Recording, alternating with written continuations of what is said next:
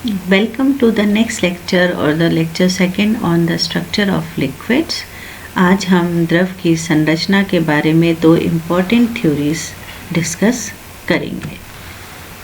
सबसे पहले अपन कुछ मुख्य बिंदु के बारे में बताते हैं। सबसे पहला जो है वो है the intermolecular distance is less in liquids than gas and more than solids. जो अंतर आणविक जो दूरी है लिक्विड्स के अंदर कम होती है गैस की और ज़्यादा होती है सॉलिड्स की अपेक्षा। Liquid state is an intermediate state of solid and gas. Liquid state जो है वो बीच की स्थिति है सॉलिड और गैसों की। इसके बारे में अपन स्ट्रक्चर जब डिस्कस करते हैं अपन तो दो बहुत ही इम्पॉर्टेंट थ्योरीज है स्ट्रक्चर के बारे रिलेटेड, वो अपन इसके बारे में पढ़ेंगे। सबसे पहली जो है वो है बर्नौली एंड स्कॉट थ्योरी। इस थ्योरी में बेसिस जो है इसका वो है जो लिक्विड मॉलिक्यूल्स की रैंडम पैकिंग है वो इसकी मुख्य आधार है। तो इसके मुख्य बिंदु देखिए बर्नौली एंड स्कॉट थ्योरी के। There is no particular arrangement of liquid molecules but are comparatively close to each other. कोई भी पर्टिकुलर अरेंजमेंट इसका नहीं है, बस थोड़ा पास इसमें मॉलिक्यूल्स का अरेंजमेंट होता है। An atom is surrounded by 5 atoms instead of 6 atoms required for closest packing structure for solids. Solids के अंदर जब अपन closest packing देखते हैं तो जो अरेंजमेंट आता है उसमें 6 एटम्स आते हैं, तो डेंस पैकिंग उनकी हो जाती है बिल्कुल ही। जबकि लिक्विड्स के अंदर वही में 5 ही एटम्स आते हैं, जिसके अंदर क्या होता है थोड़ी सी स्पेस इसमें रह जाती है। The remaining atoms are in the utmost possible arrangement. बाकी जो हैं एटम्स वो उसके अकॉर्डिंग ही अरेंज हो जाते हैं। तो थोड़ा सा इसमें पैकिंग थोड़ी लूज हो जाती है क्योंकि 6 एटम्स की जगह कितने आ रहे हैं, 5 एटम्स ही आ रहे हैं। 1 point of abnormal coordination number is sufficient to cause a long range disorder. इसके कारण क्या होता है, इस अरेंजमेंट के एटम्स के कारण जो है इसके अंदर लॉन्ग रेंज दीर्घ परास अव्यवस्था उत्पन्न हो जाती है। इस अरेंजमेंट के कारण क्या होता है, एक पॉइंट पर दीर्घ परास अव्यवस्था लॉन्ग रेंज डिसऑर्डर इसमें हो जाता है। और ये जो डिसऑर्डर होता है सभी डायरेक्शंस में फैल जाता है, जिसके कारण जैसे अरेंजमेंट एक जगह बिगड़ा तो बाकी जगह भी ये डिसऑर्डर चलता है, जिससे कि रेगुलरिटी जो होती है सॉलिड की अपेक्षा ये इसमें बिगड़ जाती है। Thus liquids may be assumed to have structure like that of a crystal. इससे क्या होता है, लिक्विड्स को अपन क्या कर सकते हैं, क्रिस्टल की भांति ही इसको मानते हैं। With the difference that the ordered arrangement extends over a short region. इससे क्या है, बस डिफरेंस क्या है इसमें, क्रिस्टल तो हमने मान लिया लेकिन जो अरेंजमेंट है व्यवस्था है वो थोड़ी सी ही रीजन में रहती है, थोड़ी सी ही जगह इसकी रहती है नियमितता। और बाकियों में क्या होता है, शॉर्ट रेंज ऑर्डर तो होता है और डिसऑर्डर जो होता है वो अधिक दूरी तक चला जाता है। बस थोड़ी सी व्यवस्था जो रहती है अरेंजमेंट सॉलिड्स की तरह वो बहुत ही कम जगह पर रहती है। पैकिंग इज नॉट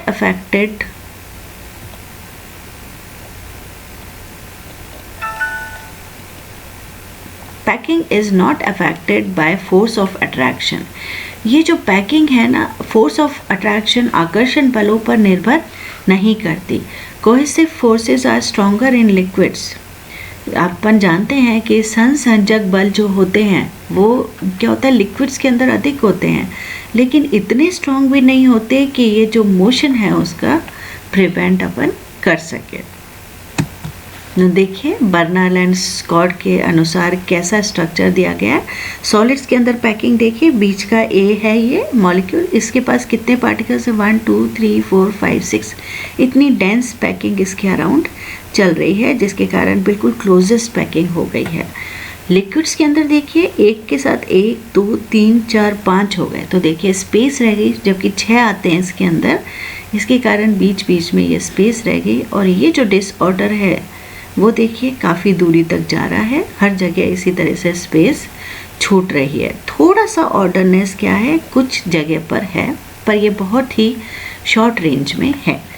गैसेस के अंदर कोई भी अरेंजमेंट नहीं है ऑर्डर, ये इसी तरीके से दूरी पर है, कोई पैकिंग इसके अंदर नहीं है, आराम से ये मुक्त विचरण कर रहे हैं। तो बर्नर और स्कॉट के अनुसार इस तरह की संरचना लिक्विड्स की दी गई है।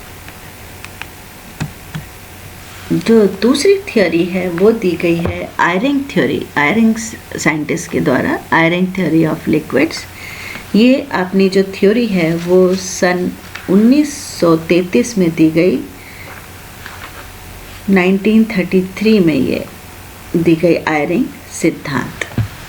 अब इसके कुछ पॉइंट्स अपन पढ़ लें, इम्पॉर्टेंट पॉइंट्स इस थ्योरी के बारे में। इसको हम वैकेंसी मॉडल भी कहते हैं। वैकेंसी मॉडल इसको कहा जाता है, मुक्त स्थान model.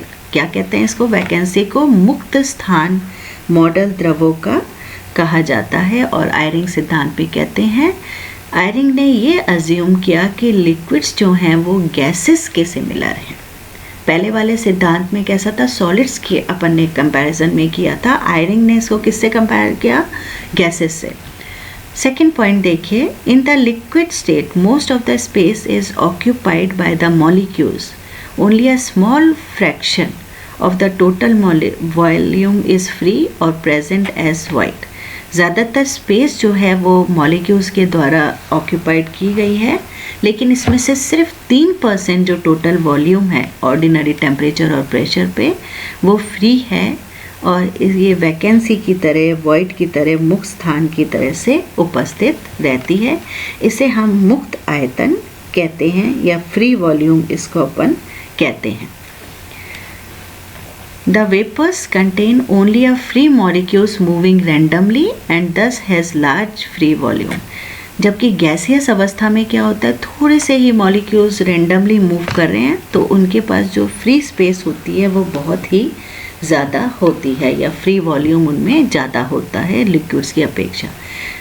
With rise in temperature, the concentration of molecules in the vapor phase increases। जैसे ही हमने टेम्परेचर बढ़ाते हैं, जो सांद्रता या कंसंट्रेशन है मॉलिक्यूल्स की वो वेपर फेज में बढ़ जाती है, जिससे कि क्या होता है, लिक्विड स्टेट में वैकेंसीज बढ़ जाती हैं, क्योंकि मॉलिक्यूल्स जैसे ही हमने टेम्परेचर बढ़ाया तो मॉलिक्यूल्स कहाँ चले गए? ऊपर वाली वैकेंसीज में चले गए।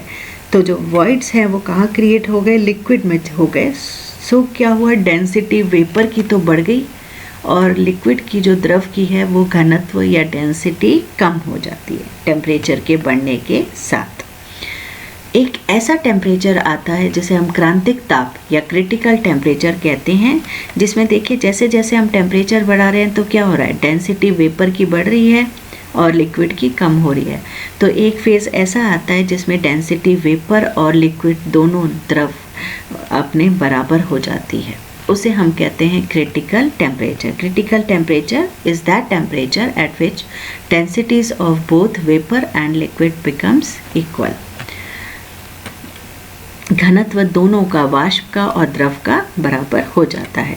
Practically with increase in temperature it decreases by, लेकिन प्रैक्टिकली क्या होता है, जैसे ही टेम्परेचर इंक्रीज होता है तो जो एवरेज डेंसिटी होती है वो बहुत ही कम फैक्टर से ये डिक्रीज हो जाती है, जिसको हम इससे रिप्रेजेंट करते हैं रो ए वी। रो मतलब डेंसिटी, ये अपना कांस्टेंट है, अल्फा भी कांस्टेंट है, और ये अपना परम ताप है, टेम्परेचर, जिस पे कि ये डिपेंड कर रहा है। Rho zero and alpha are constants, जिनके डिपेंड करता है नेचर ऑफ सब्सटेंस पे।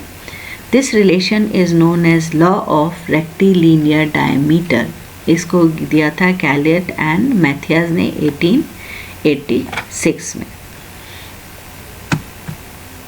ये देखिए आयरिंग और री ने इस तरह का रिलेशन दिया, heat capacity and constant volume में CV। और इससे पहले आप देखिए ये मॉडल देखिए जो आयरिंग मॉडल है, इसमें देखिए नीचे वाला जो स्पेस है ये लिक्विड जिसमें अरेंजमेंट दिखाया हुआ है, और ऊपर जो है वो फ्री स्पेस दिखाई है, ये है जहाँ पर ये बहुत ही कम मॉलिक्यूल्स इसके अंदर घूम रहे हैं। लेकिन जैसे ही हमने टेम्परेचर बढ़ाया तो यहाँ से देखिए मॉलिक्यूल्स कहाँ चले गए, ऊपर चले गए, और इनके ऊपर जाते ही कहाँ पर हुआ, डेंसिटी ऊपर तो बढ़ गई, और लेकिन नीचे क्या हुआ, एक वॉइड या वैकेंसी, फ्री वॉल्यूम नीचे क्रिएट हो गई, जिससे कि क्या है, डेंसिटी वेपर की कम हो गई। फिर एक टेम्परेचर ऐसा आया, जैसे जैसे हमने टेम्परेचर बढ़ाया मॉलिक्यूल्स कहाँ जाते जा रहे हैं, ऊपर वेपर फेज में जाते जा रहे हैं, लिक्विड में कम होते जा रहे हैं। तो एक क्रिटिकल टेम्परेचर पर दोनों में जिसमें डेंसिटीज़ बराबर हो जाएंगी उसे हम क्रिटिकल टेम्परेचर कहते हैं। और आयरिंग और री ने एक रिलेशन भी दिया, heat capacity CV at constant volume में। इसमें देखिए VS VL 3R plus VL minus VL upon VL, जहाँ पर क्या क्या है, VL और VS क्या है, द्रव और ठोस के मोलर आयतन है, मोलर वॉल्यूम है किसके, लिक्विड और सॉलिड के। और VL और माइनस VS ये जो फैक्टर है ये क्या है, अणुओं के पास जो आपका फ्री स्पेस है, फ्री स्पेस जो है उसके पास जो मॉलिक्यूल का फ्रैक्शन है वो इतना है, VL minus VS upon VL। और जो ये VS अपॉन VL है, ये जो अंश है मॉलिक्यूल्स का, ये फ्रैक्शन है, ये वो फ्रैक्शन है जो कि ठोस की तरह से व्यवहार करता है, और ये वाला जो फ्रैक्शन है वो किसकी तरह से करता है, द्रव की तरह से, और ये फ्री वॉल्यूम के पास रहता है। इस तरीके से अपन इसको आयरिंग मॉडल को समझा सकते हैं। तो ये दोनों बहुत ही इम्पोर्टेंट सिद्धांत हैं और ये शॉर्ट नोट में अपने पूछे जाते हैं। एक तो आयरिंग थ्योरी, वैकेंसी मॉडल, और दूसरा है बर्नॉल एंड स्कॉट थ्योरी। अपन जो नेक्स्ट लेक्चर है उसमें अपन लिक्विड क्रिस्टल के बारे में डिस्कस करेंगे।